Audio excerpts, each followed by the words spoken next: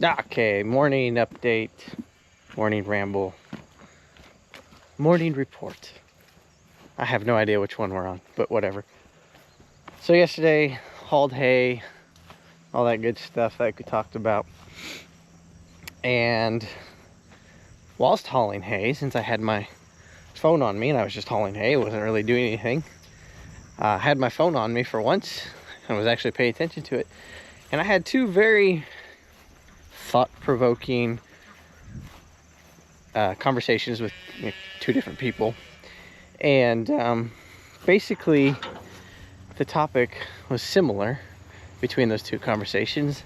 And it was, what do you or what do you not want to spend money on as a cattle operation? So everybody has these products, right? Like everywhere you look, there is products for sale, and every one of them claims to make you as a producer more money, help your bottom line. This product's going to make your cattle gain more, and this product's going to make your feed better, and if you feed this tub, your conception rate will be better, but if you feed this tub, your heat stress, the heat tolerance will be better, and if you feed this mineral, your fertility rate on your cattle is going to be better, but if you feed this mineral, maybe the fly control is going to be better, and so on and so forth. You get the point. Everybody wants your money, and it's hard to kind of pick and choose, like, what are you going to spend money on? Because none of these people or companies are lying. In their study that they did, or the study that they funded, or some study that somebody else did with that product, those results are probably true. Long range is the one that comes to mind. Long range dewormer. That was the one that we kind of got caught up in for a while because of how long it lasts in the system. It's a great product, don't get me wrong, but they were claiming these outrageous claims about how much weight gain you were going to see and all these added benefits, and we tried it. Well, we had scales and everything like that, and we didn't see that kind of result. Why? Well, because we had already been deworming, we had already been vaccinating, we already had been on a decent mineral program. We'd already been doing all of these things. And so at some point, you're doing all of this stuff, and at some point the curve is going to start tapering down because there's only so much you can do to boost things, right? The scale isn't going to be the same. Sure, if someone had never dewormed their cattle and they chose to use long range, of course they're going to see this exponential growth in weight gain because their cattle are finally dewormed, right? But like, if you'd already been deworming and there was just a few of those worms that were still in the system that long range targeted, and then you do long range, it's only going to effectively work against those ones that hadn't already been reached. So of course your rate of gain is not going to be exponential. So that was what the talk was yesterday. It was about tubs and mineral and all these other additives that you can buy for your what you're producing.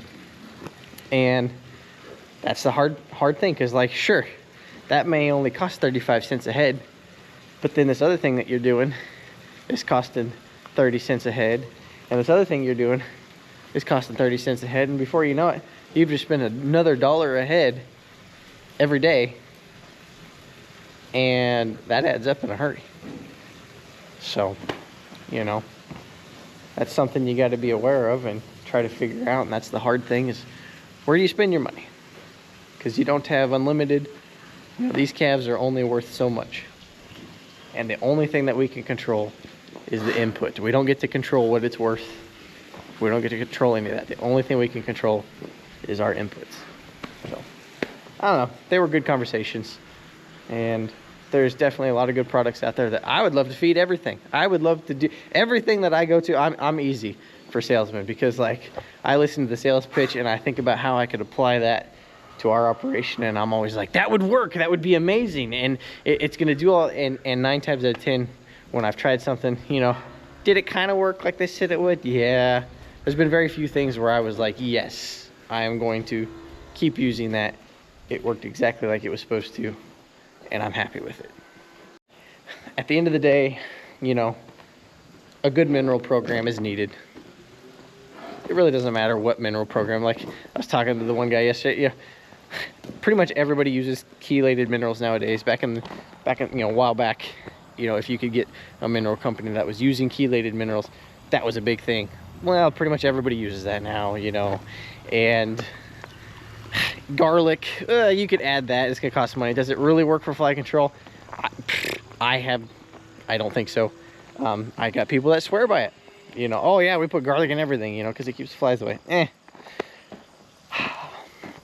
But a good mineral program is needed, and you know, good vaccination program, good deworming program, all those things are needed. As long as you're doing something, that's what you gotta do. So at the end of the day, you got to figure out who do you want to work with, and that's where you spend your money. It's kind of like you rent the tractor, but you buy the dealership, if that makes sense, right? So I like working with these guys, so that's who I bought a tractor and baler through. Makes sense, right? Same kind of deal with feed and additives and tubs and mineral.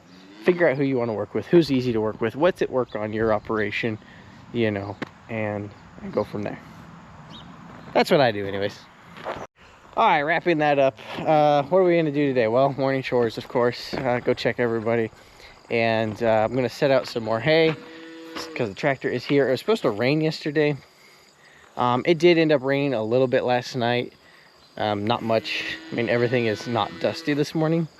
So that was nice, little heavy mist more than anything. But it didn't rain. We got all the hay hauled. Probably wash this real quick because as you can tell, it's filthy dirty, and it's just I like a clean tractor when I'm going to be in the hayfield. I can see better, you know, when all my windows are clean. You know, we wash the engine compartment so that the tractor stays cooler and it's easier to work on, and if there's any problems, so on and so forth. So probably wash this, get it loaded up, and take it back to the hayfield and mow some more hay. I've already got the baler and the rake over where we're headed, and you know, hook the mower up to this, probably change the knives. I've got some nicks in some of the knives. I used to sharpen knives. Anymore, if I've gotten a few fields out of them, just change them. Yeah, I'm still on the same box of knives. I bought a box of knives for each side, right hand and left hand knives, when I bought the mower 3 years ago. I'm still on those same boxes. So like, it whatever, it doesn't take that much to, they're $5 a blade or whatever, $3 a blade, whatever. Change the knives and hook the mower up, take it over there, and we'll mow. And then whenever we get ready to rake, we'll take the John Deere over there, and then everything will be there. And the only tractor we'll have here at the house will be the little Ford again, which is okay. Between that and the feed truck, we get everything done. So that's the plan of attack for today. It's gonna be another beautiful day. I think the high is like 82 today, and you can see it's so nice out right now. It's like 60 something degrees right now. It's beautiful. We're gonna have like a week where the highs are in the 80s, and then it goes back to hot. So maybe try to get some hay put up, and then we might try to go camping. We haven't went camping all summer, because normally the month of June we are, you know, balls to the wall, getting hay put up, getting everything ready before it gets hot. And then the month of July, it's get outside early, get everything done that you can, and then find something to do in the heat of the day. So normally we try to go camping, go hang out by the river where it's cool. Last year we didn't do that because we were moving in the month of July.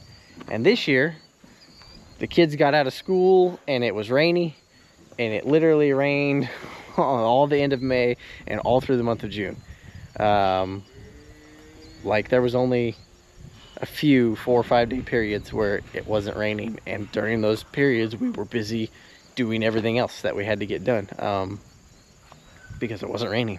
So we didn't really get to do much in the month of July because we were playing catch up. So hopefully now we're getting kind of caught up. I'd like to go, kids go back to school in a couple weeks. So while it's cool this week, or at least as cool as it's going to be, I'd like to go get some camping done. That would be fun. So that's the update for today. Nothing really fantastic, nothing really special or important. Just same old, same old.